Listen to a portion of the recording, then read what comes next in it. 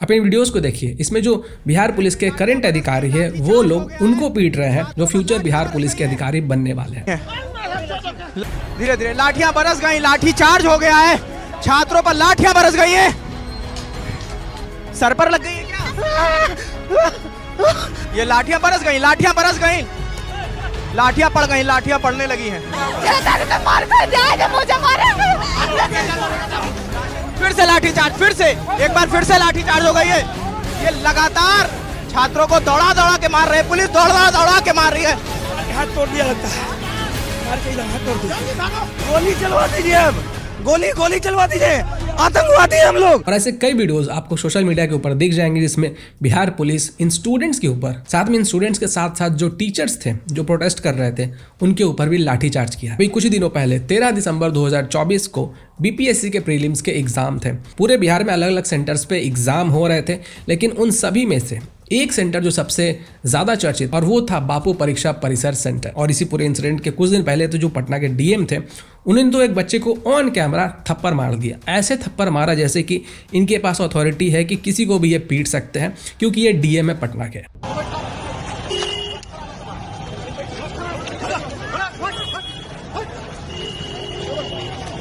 एक डीएम का काम होता है एक जिले की देखभाल ही करना, लेकिन ये किस तरीके की देखभाल की जा रही है ये तो मेरे समझ से एकदम बाहर है। तो चलिए एक एक करके मैं आपको पूरा इंसिडेंट समझाता हूँ कि आखिर हुआ क्या था। पूरे बिहार के अंदर बीपीएससी का एग्जाम हो रहा था, अलग अलग सेंटर्स पे एग्जाम चल रहे थे। अब इन्हीं सभी सेंटर्स में से एक सेंटर है जो कि पटना का एक सेंटर है, और वो सेंटर था बापू परीक्षा परिसर सेंटर। अब होता क्या है कि जो एग्जाम हॉल में स्टूडेंट्स बैठे हुए थे, जब उसके सामने क्वेश्चन पेपर आता है तो पहले तो वो थोड़ा विलंब आता है, थोड़ा लेट से आता है, और उसके बाद जब पूरे क्वेश्चन पेपर को खोला जाता है तो दिखता है कि उसमें क्वेश्चन पेपर कम है। अब एग्जाम के जो क्वेश्चन पेपर मिलने थे वो तो 12 बजे मिलने थे, लेकिन स्टूडेंट्स को क्वेश्चन पेपर लेट से मिलता है।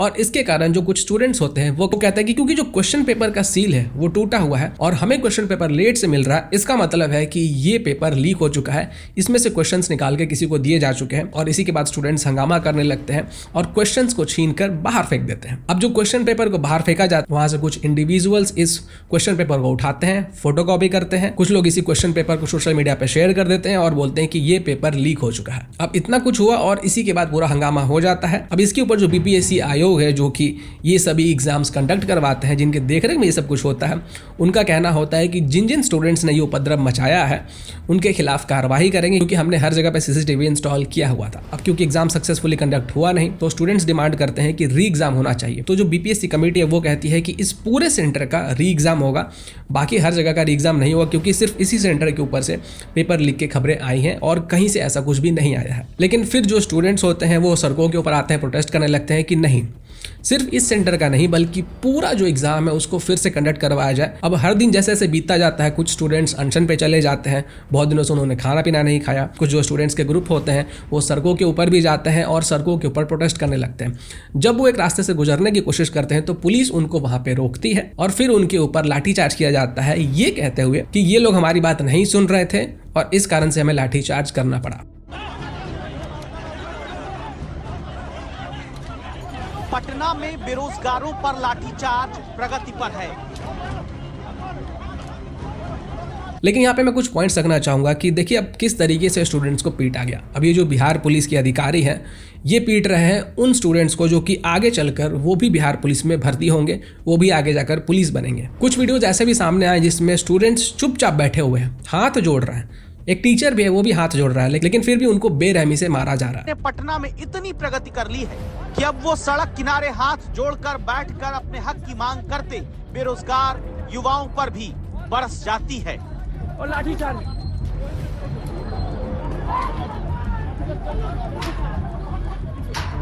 कुछ पुलिस अधिकारियों के हाथ में तो लाठी नहीं था, उनको लाठी नहीं मिला तो उन्होंने पैर के डंडे से ही मारना शुरू कर दिया। एक वीडियो में तो ये भी दिखाई पड़ रहा है कि एक लड़की को भी पीटा गया है। अब बेटियों पर डंडे बरसाने की प्रगति भी कर चुकी है।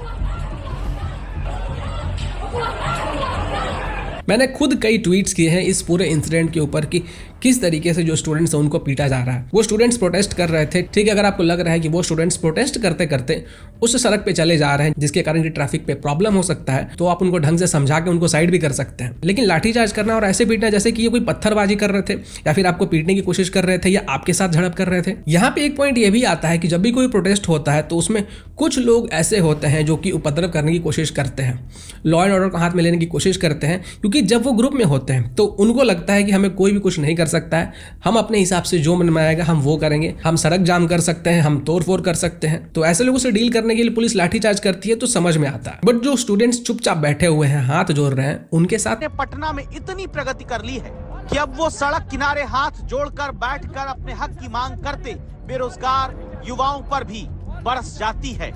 और लाठीचार्ज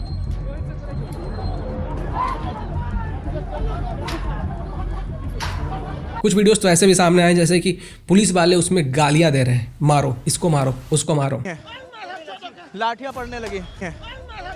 मतलब आप देखिए कि ये पुलिस की भाषा है कि गाली देकर बोल रहे हैं मारो इसको, मारो, जैसे कि दुश्मनी निकाल रहे हैं उस तरीके से। चलिए एक मिनट के लिए हम लोग मान लेते हैं कि पुलिस वालों के ऊपर प्रेशर होगा, जो पॉलिटिशियंस हो गए उन्होंने प्रेशर लगाए होंगे, भाई तुम कर क्या रहे हो, हमारे स्टेट के अंदर ये सब कुछ हो रहा है, इलेक्शन आने वाले हैं और तुम लोगों से ये सब कुछ कंट्रोल नहीं हो रहा है। एक मिनट के लिए मान लेते हैं कि उनके ऊपर बहुत प्रेशर था, लेकिन जिस तरीके से पीटा जाता है, लाठी चार्ज किया जाता है, उसको देखकर समझ में आता है कि आप उसको कंट्रोल करने की कोशिश कर रहे हैं। मेरा कहना यह है कि जिस तरीके से पीटा गया उसको देखकर तो नहीं लगता है कि कंट्रोल करने की कोशिश हो रही थी। हाथ जोड़कर बैठकर अपने हक की मांग करते बेरोजगार युवाओं पर भी बरस जाती है। और लाठीचार्ज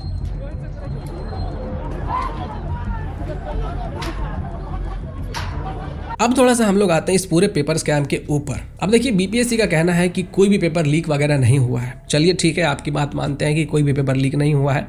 तो आपने जो कहा था कि हमने हर जगह पे सीसीटीवी कैमरे इंस्टॉल किए हुए थे, तो चलिए आप उस सीसीटीवी के कैमरे में से जो फुटेज है उसको निकालिए और सोशल मीडिया पे उसको पब्लिक कर दीजिए कि कहीं पे भी कोई पेपर लीक नहीं हुआ था। जो भी एग्जाम हॉल थे वहां से निकाल कर आप फुटेज दिखाइए। पेपर स्कैम हुआ था कि नहीं हुआ था, सब कुछ सामने आ जाएगा। बीपीएससी के कुछ अधिकारी तो कह रहे हैं कि जो पेपर अगर लीक हुआ है तो उसका प्रूफ स्टूडेंट्स को लेकर आना चाहिए। वाह, नहीं मतलब एग्जाम आप कंडक्ट करवा रहे हो, सब कुछ आपके सर्विलेंस में था और प्रूफ कौन निकाल के लाएगा? स्टूडेंट। तो ठीक है, आप स्टूडेंट को इन्वेस्टिगेट करने का मौका दे दीजिए, उनको आप परमिशन दे दीजिए कि भाई वो सीसीटीवी फुटेज को खंगाल सकते हैं, चेक कर सकते हैं। जो परीक्षा सेंटर था वहां पे घूम घूम के इकट्ठा कर सकते हैं चीजें, क्योंकि वो भगवान तो है नहीं कि भाई आंख बंद किया, यहाँ से टेलीपोर्ट होकर वहां चले गए, वहां से फुटेज निकाल के आपको ला कर दे दिया। तो इस पूरे मामले का एक ही सोल्यूशन है कि सीसीटीवी फुटेज निकाला जाए और उसको पब्लिक में शेयर किया जाए कि कोई भी पेपर लीक नहीं हुआ है। देखिए बहुत सारे लोग मांग कर रहे हैं कि पूरे एग्जाम को ही कैंसिल कर दिया जाए। आप इस चीज को कैसे मांग कर सकते हैं?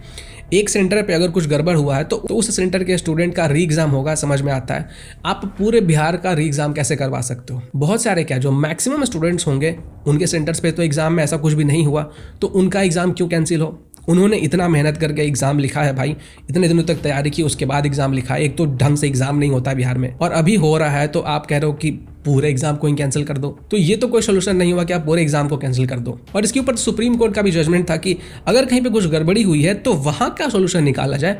पूरे एग्जाम को इस चीज के कारण हम लोग कैंसिल नहीं कर सकते हैं। बाकी जिन पुलिस वालों ने और हमारे जो डीएम महोदय हैं पटना के, उन्होंने जिस तरीके से अपना रवैया दिखाया है, उनको मैं एक ही बात कहना चाहूँगा कि सर जी आपके भी बाल बुतरू होंगे, आपके भी बच्चे होंगे, कभी वो भी किसी चीज़ को लेकर प्रोटेस्ट करेंगे। हो सकता है आपके बच्चे बिहार में ना पढ़ते हो, बेंगलोर में पढ़ते हो, दिल्ली में पढ़ते हो, हरियाणा में पढ़ते हो, कहीं तो पढ़ रहे होंगे। अगर वो लोग प्रोटेस्ट करने जाएंगे और उनके साथ ऐसे लाठीचार्ज की जाएगी, तब आपको कैसा फील होगा? अब मान लीजिए कि इन जिन स्टूडेंट्स के ऊपर आपने लाठीचार्ज की, या जो हमारे डीएम महोदय हैं जिस तरीके से उन्होंने थप्पड़ जड़ा था ऑन कैमरा, मान लीजिए कि वही स्टूडेंट आपसे बड़ा अधिकारी बनकर किसी दिन आ जाता है, उसके बाद सर आप उस स्टूडेंट को कैसे फेस करोगे? क्योंकि समय का पहिया गोल है, आज इस तरफ है तो कल उस तरफ हो सकता है। समय किस तरफ पलट जाए, किसका पलड़ा भारी हो जाए, कोई नहीं जानता है। आज जो प्रोटेस्ट कर रहा है कल वो डीएम बन के भी आ सकता है। आप जिसके ऊपर आज लाठीचार्ज कर रहे हो सकता है कल आपका वो सीनियर बन के आ जाए। बाकी जो स्टूडेंट्स प्रोटेस्ट कर रहे हैं, मैं उनको एक ही बात कहना चाहूंगा कि जब भी आप प्रोटेस्ट करते हो तो इस बात का ध्यान रखो खासकर कि आप कोई लॉ एंड ऑर्डर ब्रेक ना करो। आप लॉ एंड ऑर्डर ब्रेक नहीं करोगे तो आपके ऊपर उंगली उठने के चांसेस नहीं रहेंगे। अगर आप एक कोई भी छोटी सी भी गलती करते हो ना, तो आपके प्रोटेस्ट के ऊपर उंगली उठती है और फिर आपका जो पूरा प्रोटेस्ट प्रोटेस्ट होता है उसका कोई मतलब नहीं बन जाता है। वो कहावत तो आपने सुनी होगी कि जौ के साथ घुन भी पिसता है। तो आप अपने प्रोटेस्ट में आने वाले स्टूडेंट्स को आइडेंटिफाई करें और उसमें से अगर कोई उपद्रवी है तो उसको अपने प्रोटेस्ट से दूरी रखें। बाकी बिहार में जो एग्जाम होते हैं वो तो भगवान भरोसे ही है, किस तरीके से एग्जाम होता है किस तरीके से नहीं होता है वो तो बिहार में रहने वालों को ढंग से पता होगा। एक बात गौर से आप सुन लीजिए, पेपर लीक स्टूडेंट्स ही करवाते हैं जिनके पास पैसा होता है, ताकि बिना पढ़े लिखे उनको आसानी से पैसे देकर पेपर मिल जाए, वो पास हो जाए और उनकी भर्ती हो जाए। और इस चीज के कारण जो मेरिट वाले स्टूडेंट्स होते हैं वो छट जाते हैं, कट ऑफ बहुत हाई जाता है और ऊपर से जो रैंकर्स होते हैं वो धीरे धीरे नीचे खिसकते जाते हैं। जो डिजर्विंग होता है उसको जॉब नहीं मिलता है, जिसके पास पैसा होता है उसी को जॉब मिल जाता है। और ये बात मैं आपको दावे से कह सकता हूं कि बिना पॉलिटिशियन के सपोर्ट के कोई भी पेपर लीक नहीं होता है, क्योंकि जो पेपर लीक करवाने वाला होता है उसके भी कनेक्शन कहीं ना कहीं पॉलिटिशियन से होते हैं, डायरेक्टली या फिर इनडायरेक्टली। और मैं ये सभी गवर्नमेंट के बारे में बोल रहा हूँ, किसी एक गवर्नमेंट के लिए नहीं। बिना पॉलिटिशियन के सपोर्ट के ये चीज पॉसिबल ही नहीं है, क्योंकि अगर पॉलिटिशियन इन्वॉल्व नहीं है तो गवर्नमेंट तुरंत एक्शन लेगा, क्योंकि कोई भी पॉलिटिकल पार्टी नहीं चाहेगी कि उसके राज में ऐसा कुछ हो और उसका नाम बदनाम हो। और जिस चीज से उसकी सत्ता को खतरा है वो पॉलिटिकल पार्टी उस चीज को एलिमिनेट करके रहती ही है, अनटिल एंड अनलेस कि वो लोग खुद उस चीज में संलिप्त ना हो। फॉर एग्जाम्पल, अगर मैं किसी राज्य का सीएम हूं और मेरे राज्य में एग्जाम के पेपर लीक हो रहे हैं जिसके कारण कि मेरी गद्दी जा सकती है, तो मैं इस चीज को सही करूंगा ना किसी भी हालत में, क्योंकि जब गद्दी नहीं रहेगी तो मैं क्या ही कर लूंगा। लेकिन मेरे हाथ तब बंध जाएंगे जब मेरे ही लोग इस स्कैम में कहीं ना कहीं इन्वॉल्व होंगे, क्योंकि अगर इसके ऊपर जांच होती है, ढंग से जांच होती है और मेरे एमएलए ही या मेरे पार्टी के लोग ही इस चीज में संलिप्त पाए जाते हैं, तो फिर वो कहेंगे कि अगर इसके ऊपर जांच बैठेगी तो हम तुम्हारे पार्टी से निकल के दूसरे पार्टी में चले जाएंगे, फिर तुम अपने सरकार संभालते रहना। और ये चीज यूनिवर्सल है, ये किसी पार्टी तक लिमिटेड नहीं है। मैं तो यही होप करूंगा कि पेपर लीक ना हुआ हो और आगे भी कभी फ्यूचर में कोई पेपर लीक ना हो, क्योंकि स्टूडेंट्स के जिंदगी का सवाल, वो इतने सालों से मेहनत कर रहे हैं। और जिनको स्टूडेंट्स के ऊपर गुस्सा निकालने का बहुत ज्यादा शौक है तो आप जाइए और एक पंचिंग बैग खरीद के अपने घर में रख लीजिए।